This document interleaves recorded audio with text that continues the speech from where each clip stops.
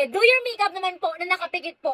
Grabe naman yung mga be, dahil nga nababasa ko lahat ng mga comments niyo mga be. Eto na mga be ang isa sa mga most requested challenge mga be. Grabe, sobrang dami mga be nagko-comment ng mga nakapikit-pikit ganyan challenge mga be. Kasi yan, hindi ko pa nagagawa ito mga be, kaya naman gagawin talaga natin yan mga be. Dito natin makikita yung full potential ko talaga mga be, kung magaling talaga ako mag-makeup, di ba be? At alam ko naman mga be, dito kayo magiging masaya kasi alam nyo mahihirapan talaga ako. Pero alam kong basic lang to mga be at hindi talaga ako mahirapan sa mundo ng mga tao. Kaya naman mga be, wala na po tumpik-tumpik pa. Talagang excited na ako mag-makeup mga be nang nakapikit at talagang gusto ko nang mapakita sa inyo yung full potential ko sa pag-makeup na yan mga be. Kaya naman mga be, wala nang patupik-tupik pa. Simulan natin mga tol, let's go!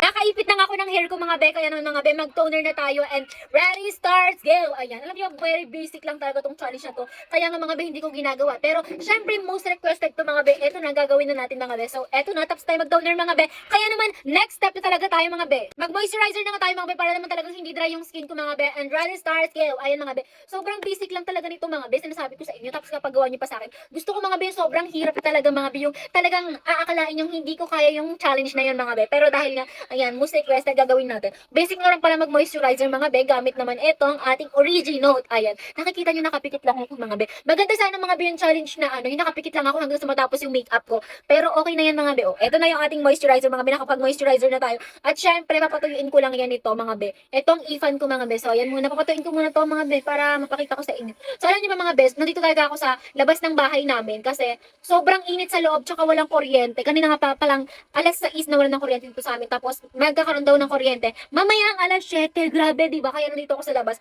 And syempre, medyo nahihiya lang ako mga be kasi may mga dumadaan-daan dito sa amin. Be, pero wala akong pakialam mga be. Okay lang yan talaga mga be. Kasi dami nang nakakakita sa akin tapos mahihiya pa ako. Dapat hindi na ako mahiya mga be. Dapat wala na tayong hiya mga be, di ba? Tuyo na nga tong face ko mga be, kaya mag-sunscreen na tayo mga be, and starts now! Ayan, mag-sunscreen na tayo mga be, at hindi ko alam kung madami may lalagay ko o wala akong may lalagay, pero may naramdaman naman akong meron, kaya i-blend ko na yan mga be. Pagpasensyahan nyo na nga pala yung background ko mga be, kasi medyo maingay talaga mga be, kasi salo-salo talaga at nasa labas ako mga be, hindi ko talaga makontrol yung ingay mga be, lalo na nandito yung family ko mga be, ayun, nag-uusap-usap pa sila, so syempre hindi ko sila pipigilan mga be, kaya naman talagang pagtiisan nyo na muna tong ating video mga be, kasi kung maingay man, ha ha ha. Okay na mga be, so eto na. Tapos tayo mag-sunscreen kaya naman mga be. Next step na talaga tayo. Tapos na nga ako mag-sunscreen mga be at na-blend ko naman ng maayos. Sabi ko sa inyo, basic lang to eh. Tapos mag-primer na tayo mga be and ready starts now. Ayan. Basic nga lang naman talaga mag-primer mga be kasi talagang ayan oh, napakadali lang. So ilalagay ko na siya. Nalagyan pa talaga yung bungakang ako mga be. Sobrang ingay na pinapanood ng papa ko mga be, pero okay lang yan mga be. Talaga naririnig niyo naman yung boses ko no. Ayan. Tingnan niyo naman kung paano ko i-blend yan mga be. At syempre mga be, napaka-basic lang niya mga be. I-blend mga be. So eto na. Yan na yung final look ng ating primer. Kaya naman mga be, next step na talaga tayo mga be. Gamit na nga tayo ng liquid foundation mga be. Tapos meron ako ditong sponge. Tapos makeup setting spray mga be. Kasi ito yung blend ko mamaya mga be. So, ready, starts now. Ayan, mag-foundation na tayo mga be. Sinasabi ko sa inyo mga be, basic lang talaga to. At wait lang, ayan. Hindi ako mahihirapan sa challenge na to mga be. At talagang magiging maganda yung process na to mga be. So, alam ko naman mga be, sasabihin nyo na naman sa akin, ate dapat tuloy-tuloy. Be, yung nag-comment sa akin, sinabi dapat nakapikit lang. So, ganito lang yung na-interpret ko talaga. So, ganito lang pagka-interpret ko mga be. So, ayan na mga be. Ano na natin? I-blend ko na mga be. Hindi ko nakikita mga be, feeling ko. I-blend ko ba siya ng maayos? Kayo naman sabi sa akin mga be, ka na-blend ko siya ng maayos. Kasi, ayun, feeling ko naman na-blend ko siya ng maayos. Kaya, okay na yan. Ayan, nakikita nyo naman no, kung paano ko i-blend ng nakapikit. So, here's the final look ng ating pag-blend ng foundation. Magpa-powder na nga ako mga be, tapos maglalagay ako ng ilaw kasi, ayan, para mas maganda yung lighting natin mga be, kasi dumilim siya eh. Parang uulan talaga sa amin mga be, pero okay lang yan. So, meron ganun na tayo, powder na tayo mga be, ready starts now. Ayan. Hindi ko alam talaga kung magiging maayos to, pero trust the process na lang talaga. Ayan, makikita nyo naman, nagpo-polvo na ako mga be. Polvo nga lang pala yung ginagamit ko mga be. Men. Very cheap lang siya, pero okay naman siya para sa akin. Sana talaga maalis yung oiliness ko dito. Pero nararamdaman ko pa talaga yung pagka-oily ko. Wait lang. Ayan. So, eto na yung final look natin. Di ba? Grabe na alis talaga yung mga pagka-oiliness natin mga be. Gamit na nga ako ng makeup set mga be, tapos nag-blush on na ako. And ready starts now. Feeling ko mga be, dito ako mahihirapan sa pag-blush on. Kasi mga be, hindi ko makikita kung makapal ba or hindi. Pero okay lang yan. Dapat maging maayos to. Wait lang. Ayusin ko yan mga be. Talagang hindi ko nakikita yung sarili ko mga be. Kung talagang maging maayos to mga be. So, hindi ko na alam kung talaga nag-blush on ako. Sana maging maayos siya. So, ayusin ko na lang muna siya ng aking mga kamay para mas maging maganda. So, feeling ko mga be, eto na yung final look ng aking blush. Ano, okay na to? Oh, diba? Sinasabi ko sa'yo, medyo okay naman. Mag-contour na nga tayo mga be. Gusto ko mga be yung sobrang tangos na ilong. Sana magawa ko mga be. Ready starts now. Ayan. So, pikit na tayo mga be. Tapos magko-contour na ako mga be. Gusto ko mga be yung matangos na ilong talaga. Wala, ano to? Feeling ko hindi yung contour yung nakuha ko kanina. Ano kayo nakuha ko kanina? Hindi ko naramdaman. Gusto ko na matangos na ilong.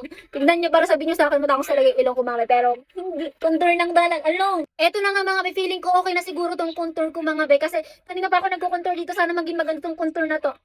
So, eto na nga mga be yung contour natin. Medyo okay naman siya. Nagkaroon naman ako ng tangos ng ilong kaunti. Diba? Pero okay na yan mga be. Next na natin mga be is kilay mga be. At syempre, kinakabahan ako mga be kasi kilay na yan talagang nakapikit ako at hindi ko alam kung magiging maayos talaga yan mga be. Pero okay lang yan mga be. Ready starts now talaga mga be. Alam. Oh my gosh, kinakabahan ako mga be. Kung ano magiging itsura ko sa mundo. Ang hirap pala kapag nakapikit, no? Para saan pa talaga itong mata ka kung pipikit lang ako habang nag-makeup. Tingnan nyo naman kasi. At feeling ko mga be, okay na to. Hindi ko na alam mga be kung ano talaga yung nalalagyan ko dito. Baka nalalagyan ko na yung mukha ko mga be. Oh my gosh, hindi ko kasi makita mga be. Oh my gosh, grabe! Mag-lipstick na nga tayo mga be. Kahit nababudget talaga ako dito sa kilay ko mga be. Nakakainis talaga ako. Ay, mag-lipstick na tayo mga be. Ready starts now. Ayan. Sana na nag-ayos tong lipstick ko talaga. I-blend ko na lang talaga. Tapos ganyan. Gusto ko lagi. Ayun, tignan nyo. Makano ko tignan lang ganyan. So, feeling ko okay na to. Oh my gosh, medyo perfect naman siya. Pero tingnan nyo, meron lang mga medyo lagpas-lagpas mga be. Pero okay na yan mga be. Next na mga be is mag-mascara na tayo mga be para naman talaga magkaroon ako ng ganyan mahabang eyelashes. And ready starts now. Ala, nakapikit tayo. Hindi ko alam kung magiging maayos to mga be. Nahirapan ako dito sa mascara. Baka kumalat siya, maging pangit yung makeup ko. Oh my gosh, nakikita nyo naman, hindi ako makapagsalita ng maayos mga be. Oh my gosh. Nararamdaman ko yung kalat niya. Oh my gosh. So, feeling ko, okay na siguro to. Oh my gosh. Ayan! Oh my gosh! Tignan nyo naman. Oh, ang pangit ko na mga be.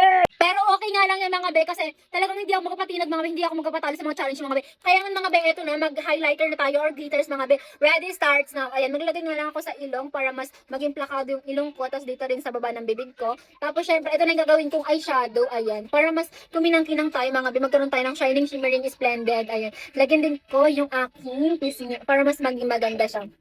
Ngiti muna tayo dyan. So, feeling ko okay na to.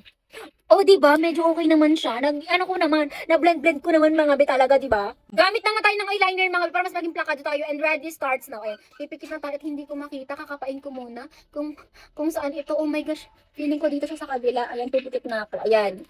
Feeling ko, ang ganda-ganda ko at nagiging plakado ko siya. So, ito naman yung kabila. Ayan. So, ganito lang siya. Ayan. So, eto na yung final look ng ating eyeliner and ready starts. Oh my gosh. Oh my gosh, pang plakado talaga mga be. Ang ganda nitong kabila mga be. Pero itong isa, ewan ko lang talaga. Lalagyan pa nga ngipin ko mga be. Tignan nyo naman yan. Gamit na nga ako ng contour mga be para dito sa aking mukha mga be. Para mas mag-slim ako and ready. Ayun, basag-basag pa talaga mga be. Okay lang yan mga be. And ready starts now. Ayan. Feeling ko mga be talaga maging ayos din tong contour ko. Sana maging maganda ako kahit ngayon lang. Please naman. Kahit ano na kasi pinapagawa sa akin mga be. Para saan pa talaga tong mata ko mga be. Kung hindi ko naman gagamitin sa pag-makeup mga be. Tignan nyo naman yung nangyayari sa mundo ko mga be. Nakakaano naman talaga oh. Feeling ko nga mga be. Okay na talaga tong contour ko na to. Kaya okay na to mga be. Oh my gosh, diba? Medyo okay naman siya mga be. Kaya naman mga be. Mag-setting spray na tayo mga be. For the finalize na tayo mga be. And ready starts go. Ayan. Pikit lang tayo. Siyempre talaga pumipikit naman talaga mga be. Kapag talaga nag-setting spray tayo. And eto na. Here's the final look! I-finalize ko lang ito mga be, ayan, para mas maging maayos naman tayo, be. So, here's the final look. O, diba, sabi ko naman sa inyo, may stay at may stay talaga din yung be. At talagang atake pa rin ako mga be. Kahit ganito yung makeup ko, kahit naging multo ako mga be. Ayan o, tignan nyo naman, sobrang lagpas-lagpas mga be. Pero parang design lang siya talaga dito mga be. O, tapos tignan nyo naman, sobrang ganda pa rin mga be. O, diba, sinasabi ko sa inyo, wala talaga ako nilalagpasan ng mga challenge mga be, ganyan-ganyan. Talagang makakaya ko kahit anong challenge yun mga be. Kaya naman mga be, kung may mga pa-challenge pa talaga kayo mga be, comment nyo lang talaga dyan mga be. Para yun ang next natin gawin mga be. At hindi ko yan uurungan talaga mga be. At talagang hindi ko aatrasan yan mga be. Sinasabi ko sa inyo. Kaya hanggang dito lang talaga mga be. Bye!